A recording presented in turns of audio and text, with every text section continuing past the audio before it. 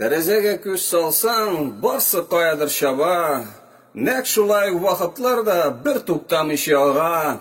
Өлгерермен әле диеп, гомерләр үтеп китә. Аннарысын көтмәгәндә үлемең килеп җитә. Максатыбыз бу дөньяда изгелекләр кылырга. Зәрият сүрәсенә син онытма күз салырга. 56-нчы аятта Раббың Куръанда әйткән, бөек максатларыбызны безләргә бәян иткән.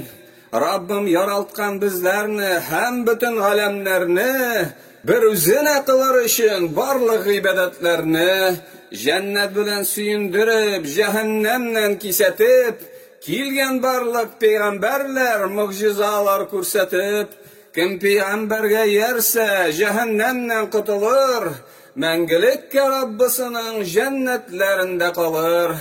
Ике шартны үтәгәндә гыйбадәт кабул булыр. Шуның берсе төшеп калса, Аллаһ аны буш кылыр. Динебездә һәр нәрсәдә ике шартка бәйләнә.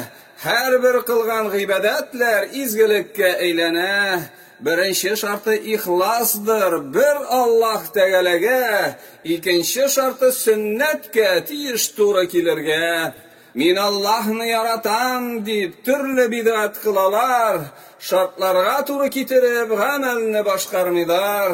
Ниятләребез ихлас, бер Аллаһка тиеш булды. Расулга иярүне дә Раббым шарт итеп куйды.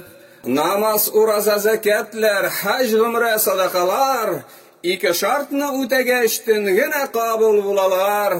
Моны бер кайчан онытма, язып куй хәтереңә. Ак алтын хәрефләр белән җуелсын йөрәгеңә.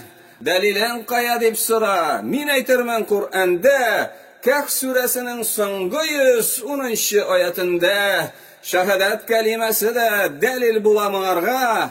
Раббым Аллаһ җиңел әйтсен бу нәрсәне аңларга. Татар халкым үзлеп сөйгән Тәбәрәк сүрәсендә бу шартларга дәлил килгән 2-нче аятында. Адашулар нәрсәдә соң? Шәригатьне белмәүдә, шайтан коткысына бирелеп, нәфескә иярүдә. Тәрәзәгә күз салсаң, барсы каядыр чаба. Нәк шулай ук гомерләрдә бер туктамыйча ага. Бу дөньяда яшәгәндә борылып кара артка. Эшләрең туры киләме әйтелгән ике шартка?